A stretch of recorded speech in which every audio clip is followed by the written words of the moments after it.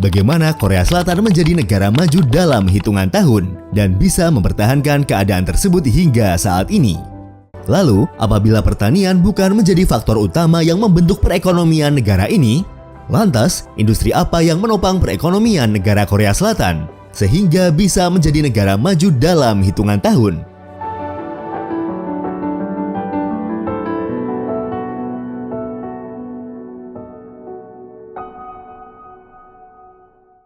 Halo teman-teman, kalian ngeh nggak? Meskipun Indonesia dan Korea Selatan itu merdeka hampir barengan, cuma beda 2 hari aja, tapi ternyata perkembangan negaranya bisa beda banget loh. Oke, jadi saya mau kasih tahu kalian nih, beberapa alasan kenapa Korea Selatan bisa lebih cepat maju dari Indonesia, versi saya ya. Stay tuned.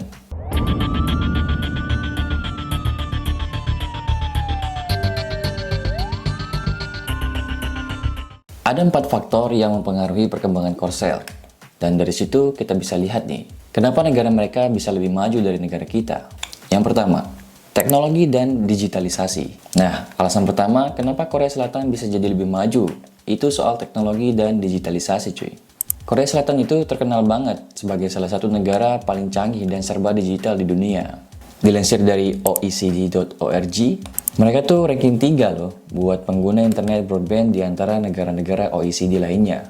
Tapi bukan cuma itu, mereka juga unggul dalam hal koneksi serat optik dengan tingkat penetrasi serat optik sebesar 89%. Dan ini tuh termasuk yang tertinggi di antara negara-negara OECD lainnya cuy.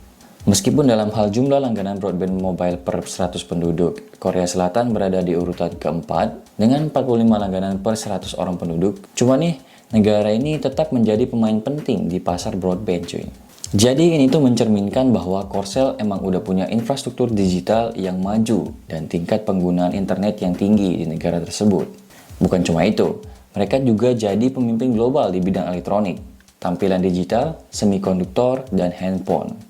Kalau ini emang nggak bisa dipungkiri, ya nggak cuy? Oke. Siapa coba di sini yang barang elektronik di rumahnya yang bukan produksi Korsel? Mungkin ada ya, tapi pasti masih lebih dominan yang punya produk Korsel. Nah, ini semua menunjukkan gimana majunya mereka di sektor teknologi. Yang keren lagi, pemerintah Korea Selatan itu sangat giat mendorong inovasi dan penggunaan teknologi terbaru buat meningkatkan ekonomi dan kualitas hidup warganya cuy. Jadi bisa dibilang mereka tuh nggak main-main dalam hal kemajuan teknologi. Keren. Nice. Korea Selatan juga mulai mengutamakan inovasi dan pengembangan teknologi. Pengadopsian teknologi seperti telekomunikasi dan elektronik memberikan kontribusi signifikan untuk kemajuan ekonomi negara. Yang kedua, kebijakan luar negeri aktif. Alasan kedua yang bikin Korea Selatan cepat maju adalah kebijakan luar negerinya yang aktif banget. Di kancah internasional, Korea Selatan nggak main-main. Mereka serius memperluas jaringan dan kerjasama dengan berbagai negara, terutama yang ada di kawasan Indo-Pasifik cuy. Dikutip dari The Diplomat, sejak strategi Indo-Pasifik mereka diumumin setahun yang lalu, pemerintahan Yoon Suk Yeol udah berusaha memperbaiki hubungan dengan beberapa negara lain. Dimulai dengan Amerika Serikat, dilanjutkan dengan Jepang, Australia, India, Uni Eropa, mitra ASEAN, dan negara-negara Pulau Pasifik lainnya cuy. Selanjutnya nih, Seoul udah aktif berpartisipasi dalam berbagai inisiatif kerjasama minilateral dan multilateral. Beberapa contoh kerjasama tersebut adalah kerjasama trilateral antara Korea Selatan, Amerika Serikat, dan Jepang. Kerangka Ekonomi Indo-Pasifik atau IPEF, Asia Pasifik 4, dan Partners in the Blue Pacific yang semuanya terbentuk dan diaktifkan setelah pemerintahan Biden naik ke kekuasaan di Amerika Serikat cuy. Ini semua nunjukin gimana pentingnya peran diplomasi dan hubungan internasional dalam mendukung perkembangan ekonomi serta menjaga keamanan nasional suatu negara cuy. Lewat diplomasi yang aktif, Korea Selatan berhasil membangun hubungan yang kuat dan menguntungkan dengan banyak negara, yang akhirnya juga bisa mendukung pertumbuhan ekonomi negara tersebut. Jadi, kebijakan luar negeri yang gencar itu adalah salah satu kunci kenapa mereka bisa jadi salah satu negara yang maju di dunia cuy. Poin selanjutnya yang menjadi dasar majunya ekonomi Korea Selatan adalah kerjasama yang dilakukan oleh pemerintah Korea Selatan dengan negara-negara lain melalui perjanjian kerjasama. Selain itu, pemerintah Korea Selatan juga menawarkan sarana fiskal dan keuangan untuk mendorong bisnis domestik agar berekspansi ke luar negeri. Kalau masalah kebijakan luar negeri dan diplomasi internasional, kayaknya Indonesia udah mulai makin mencolok. Ya nggak cuy? Apalagi kalau soal keamanan dan anti-kolonialisme. Kita tunggu dan ikuti aja kebijakan luar negeri lain yang bakal bikin Indonesia lebih dipandang oleh dunia luar dan lebih diperhitungkan ke depannya. Mantap. Nice. 3. Investasi dan kerjasama ekonomi. Alasan ketiga yang membantu Korea Selatan berkembang pesat adalah investasi dan kerjasama ekonomi yang kuat. Salah satunya dengan Indonesia. Di bawah kepemimpinan Presiden Moon Jae-in dan Presiden Joko Widodo, hubungan ekonomi antara Indonesia dan Korea Selatan telah masuk ke level yang lebih dalam cuy. Oke. Kerjasama ini tidak hanya terbatas pada satu atau dua sektor, tapi meliputi beragam area seperti kesehatan, pertahanan, dan investasi. Misalnya dalam sektor kesehatan, kedua negara kerap berbagi pengetahuan dan teknologi untuk meningkatkan layanan dan infrastruktur kesehatan.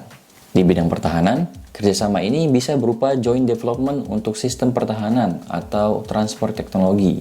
Nah, kalau ini memang udah beberapa kali Indonesia kerjasama dengan Korsel cuy. Dan soal investasi, banyak perusahaan-perusahaan Korea yang menanam modal besar-besaran di Indonesia, yang bukan hanya membuka lapangan kerja, tapi juga membantu transfer teknologi dan keahlian cuy. Kalau sekarang sih yang masih panas ya berita tentang kerjasama Indonesia dengan Korsel dalam hal pembuatan baterai EV. Lewat investasi dan kolaborasi kayak gini, Korea Selatan dan Indonesia bisa memperkuat ekonomi masing-masing dan juga membangun jembatan untuk peluang-peluang baru yang bakal muncul di masa depan. Ini adalah salah satu cara cerdas yang dilakukan Korea Selatan buat memastikan mereka tetap berada di garis depan dalam hal persaingan ekonomi global cuy. Oh my god! Wow! 4. Pendidikan dan sumber daya manusia. Alasan keempat yang membuat Korea Selatan bisa berkembang cepat adalah sistem pendidikan mereka yang kuat dan investasi besar-besaran yang mereka lakukan dalam pengembangan sumber daya manusia. Dikutip dari Expatriate Group, Korea Selatan berada di peringkat keempat di antara negara-negara dengan performa pendidikan terbaik dengan skor keseluruhan 523 cuy. Ini berbeda jauh dengan Indonesia yang masih berada di peringkat 63 dari 69 negara anggota PISA. Dengan adanya pendidikan yang berkualitas, Korea Selatan berhasil menghasilkan tenaga kerja yang terampil dan sangat kompetitif tentunya. Sebagian besar pengamat sepakat bahwa kemajuan spektakuler Korea Selatan dalam modernisasi dan pertumbuhan ekonomi sejak Perang Korea sebagian besar disebabkan oleh kesediaan individu untuk menginvestasikan sejumlah besar sumber daya dalam pendidikan yang berimplikasi pada peningkatan kualitas sumber daya manusia. Nah, ini masih diperjuangkan. Ya nggak cuy? Kalau informasi dari laman dpr.go.id, pada pertengahan tahun 2023 lalu aja, prevalensi stunting di Indonesia tuh udah mencapai 21,6% cuy. Dan target negara kita tuh paling nggak angkanya turun menjadi 14% di tahun 2024 ini. Kalau masalah stunting kan pasti nggak jauh juga ke masalah kesejahteraan dan edukasi rakyatnya. Ya nggak? Gimana menurut kalian? Coba komen. Nah, sekarang kita bahas negara kita nih. Gimana dengan Indonesia? Jadi cuy, setiap negara itu punya jalur dan tantangan unik dalam mencapai pembangunan. Kasus setiap negara pasti beda-beda. Setuju nggak? Meski Korea Selatan udah jadi negara maju, saya mau bilang bahwa Indonesia juga udah bikin banyak kemajuan dan terus berusaha keras buat mencapai tujuan pembangunan jangka panjangnya cuy. Salah satu usahanya yang udah kita kenal adalah Visi Indonesia Emas 2045. Visi ini menunjukkan betapa ambisiusnya Indonesia untuk bisa jadi negara maju, berdaulat, adil, dan makmur di masa depan. Indonesia dengan populasi besar dan sumber daya alam yang melimpah, punya potensi yang gede banget buat tumbuh jadi kekuatan ekonomi baru di Asia Tenggara. Dan kita mesti optimis bisa menggapainya. Sementara itu, Korea Selatan yang sumber daya alamnya terbatas, fokus banget ke pengembangan teknologi dan inovasi buat dorong pertumbuhan mereka. Oke. Keberhasilan Korea Selatan ini nggak lepas dari kemampuan mereka buat mengadaptasi dan menerapkan teknologi baru, plus menjalin kerjasama strategis yang memperkuat posisi mereka di panggung global. Buat Indonesia, tantangan utamanya adalah memastikan bahwa pertumbuhan dan pembangunan bisa dinikmati secara merata di seluruh Nusantara, gak cuma terpusat di Pulau Jawa aja. Kedepannya, penting banget buat Indonesia untuk terus menguatkan infrastruktur, pendidikan, dan pemerataan ekonomi, sambil juga menjaga stabilitas politik dan sosial. Dengan strategi yang cerdas dan berkelanjutan, Indonesia nggak cuma bisa mencapai visi Indonesia Emas 2045, tapi juga memperkuat posisi strategis di Asia dan dunia. Amin. Nice. Gitu teman-teman. Jadi jangan kecewa dulu sama Indonesia. Walaupun Korea Selatan mungkin kelihatan lebih maju saat ini, Indonesia punya jalur yang jelas buat kemajuan dan pembangunan berkelanjutannya cuy. Pemerintah kita nggak cuma duduk melongo aja. Tinggal kita nih, SDM-nya, buat ningkatin kualitas diri dan mulai berpikir luas sambil mencari potensi mana yang bisa kita kembangin. Ya nggak? Setuju? Dengan sumber daya, kebijakan yang tepat, dan partisipasi aktif dari kita semua, nggak ada yang mustahil untuk dicapai. Yuk kita bisa. Wujudin Indonesia Emas 2045. Oke, segitu aja video saya kali ini tentang apa penyebab Korsel lebih maju dari Indonesia. Padahal merdekanya cuma beda 2 hari aja dari kita. Semoga kita bisa segera nyusul juga. Ya nggak cuy? Okay.